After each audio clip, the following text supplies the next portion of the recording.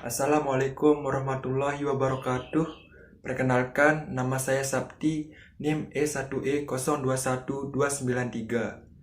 Di sini saya akan menceritakan sebuah kisah yang berjudul Sang Kuryang dan Terciptanya Gunung Tangkuban Perahu. Diceritakan pada zaman dahulu ada seekor babi betina melintas di sebuah hutan. Babi hutan itu merasa sangat kehausan karena panasnya terik matahari yang sedang panas-panasnya. Pada saat babi itu sedang mencari mata air, dia melihat ada sedikit air di sebuah pohon talas. Karena sangat haus, diminumnya air itu untuk melepaskan dahaganya. Babi betina itu tidak tahu bahwa air itu sebenarnya adalah air seni dari Raja Sungging Perbangkara. Karena kesaktian dari air seni Raja Sungging Perbangkara, babi hutan itu menjadi hamil dan mengandung bayi setelah meminum air seni tersebut.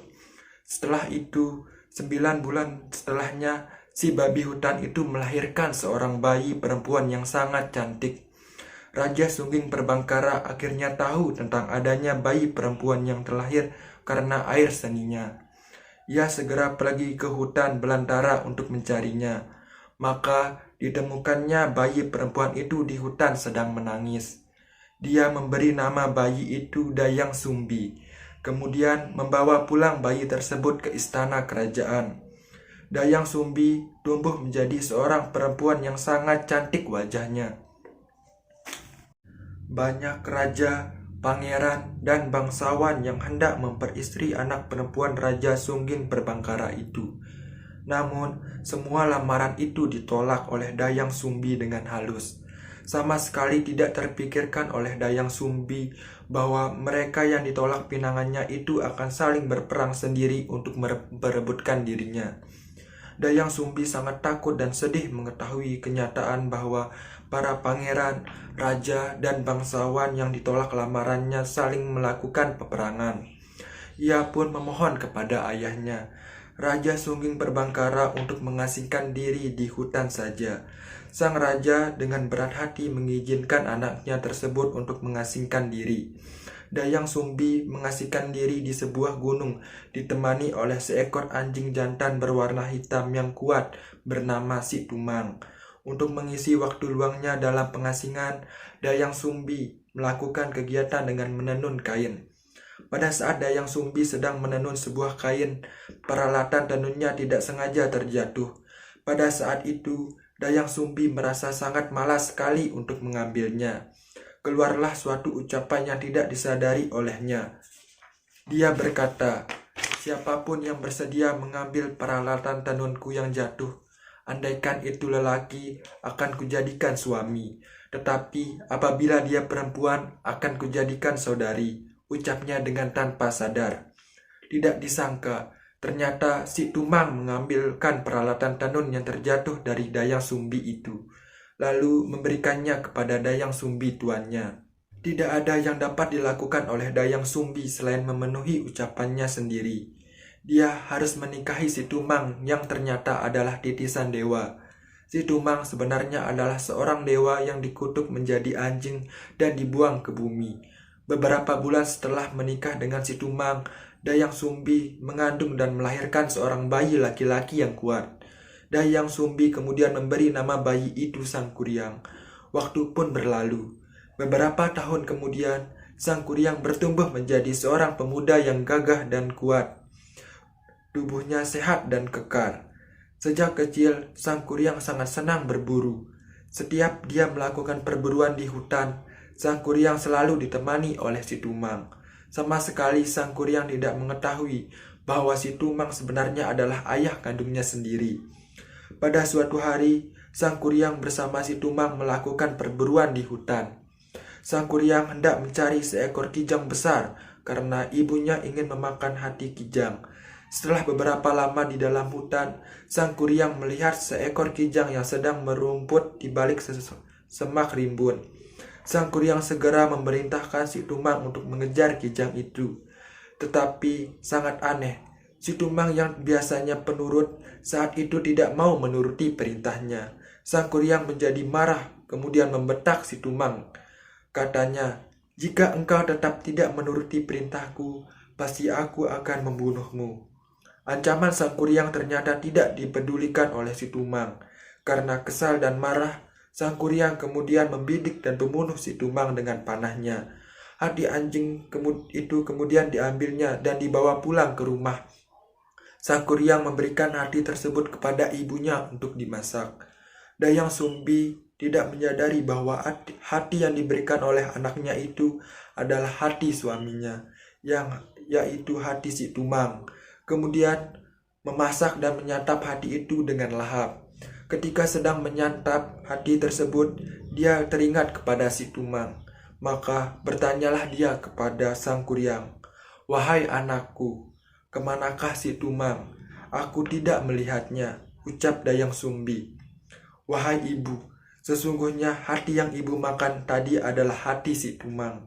Sang Kuryang berkata tanpa ada rasa penyesalan. Maka ketika dia mengetahui bahwa itu adalah hati suaminya, tidak terhingga amarah Dayang Sumbi kepada anaknya. Dia meraih sebuah gayung yang terbuat dari bekas tempurung kelapa, kemudian memukul kepala Sang Kuryang dengan keras, sehingga kepala Sang Kuryang berdarah dan terluka. Sang Kuryang marah, sedih, dan sakit hatinya karena perlakuan ibunya itu. Pikirnya, ibunya lebih menyayangi seekor anjing dibandingkan dirinya. Maka tanpa pamit kepada ibunya, Sang Kuryang langsung berlari pergi kabur, meninggalkan ibunya dan mengembara ke arah timur. Setelah sadar, Dayang Sumbi menyesali perbuatannya.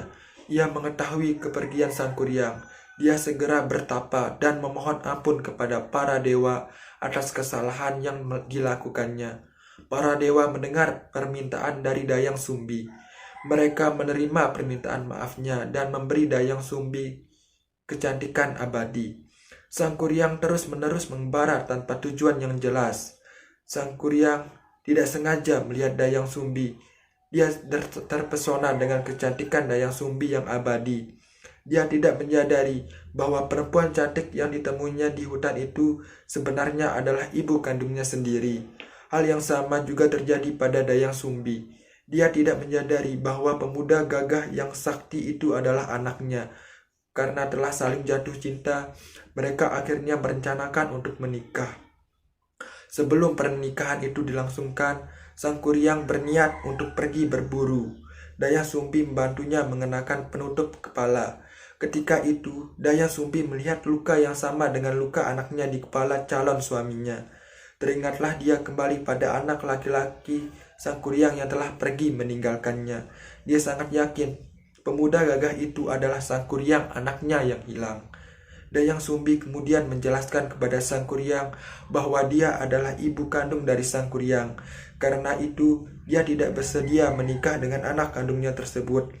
Namun, Sang Kuryang yang telah dibutakan oleh rasa cinta dan hawa nafsu, dia tidak mau memperdulikan penjelasan Dayang Sumbi. Dia tetap bersikukuh akan menikahi Dayang Sumbi, walaupun itu ibunya sendiri. Dayang Sumbi mengajukan sebuah permintaan yang luar biasa sulit, yaitu dengan dia ingin sungai Citarum dibendung dan dibuat danau darinya. Dalam danau itu dibuatkan perahu besar untuk saat bulan madu. Hal itu harus dapat diselesaikan dalam waktu 1 malam saja, ucap Dayang Sumbi. Sebelum fajar tiba, kedua permintaanku tersebut harus sudah selesai engkau kerjakan. Sang Kuryang segera mewujudkan permintaan Dayang Sumbi tersebut. Pertama, dia menebang sebuah pohon besar yang akan dibuatnya menjadi sebuah perahu. Cabang dan ranting pohon yang tidak diperlukannya ditumpuk menjadi satu. Tumpukan cabang dan ranting pohon itu suatu saat nanti akhirnya berubah menjadi gunung Burung-rang. Tunggal pohonnya berbuah menjadi sebuah gunung dan dikenal sebagai Gunung Bukit Tinggul. Perahu besar itu akhirnya selesai dikerjakan oleh Sang Kuryang. Dia kemudian membendung aliran sungai Citarum untuk dijadikan sebuah danau yang luas. Sang Kuryang kemudian memanggil para makhluk halus pembantunya untuk mewujudkan permintaan Dayang Sumbi. Semua hal yang dilakukan oleh Sang Kuryang diketahui oleh Dayang Sumbi. Muncul kecemasan dalam hati Dayang Sumbi saat dia melihat pekerjaan Sang Kuryang sebentar lagi akan selesai. Dia berencana menggagalkan pekerjaan Sang Kuryang supaya pernikahan dengan anak kandungnya tidak terlaksana. Dia memohon pertolongan dari para dewa untuk mewujudkan rencananya. Setelah berdoa, Dayang Sumbi mendapatkan petunjuk yang harus dilakukan. Dayang Sumbi diharuskan menggelar boeh atau kain putih hasil tenunan. Dia membakar tanaman padi agar terlihat seperti matahari terbit. Dia juga memaksa ayam jantan berkokok, padahal waktu masih malam. Para makhluk gaib membantu Sang Kuryang ketakutan ketika mengetahui fajar telah tiba. Mereka kabur dan menghilang ke segala arah.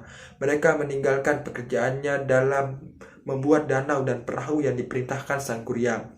Mengetahui hal tersebut, Sang Kuryang sangat marah sekali.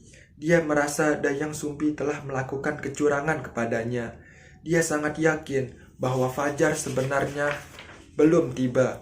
Dia merasa masih ada waktu baginya untuk menyelesaikan pekerjaannya tersebut. Karena marah yang tinggi, Sang Kuryang lantas menghancurkan bendungan di Sangyang Tigoro. Penyumbat aliran Citarum itu dilemparkannya ke arah timur, yang kemudian akhirnya menjelma menjadi Gunung Menglayang. Air yang awalnya memenuhi danau, lambat laun menjadi surut karena bendungannya hancur. Karena belum reda amarahnya, Sang Kuryang kemudian menendang perahu yang besar yang telah dibuatnya itu sampai terlempar yang sangat jauh. Perahu itu kemudian jatuh tertelungkup. Perahu besar itu menjelma menjadi sebuah gunung, yang kemudian hari disebut Gunung Tangkuban Perahu. Sekian kisah dongeng dari saya. Wassalamualaikum warahmatullahi wabarakatuh.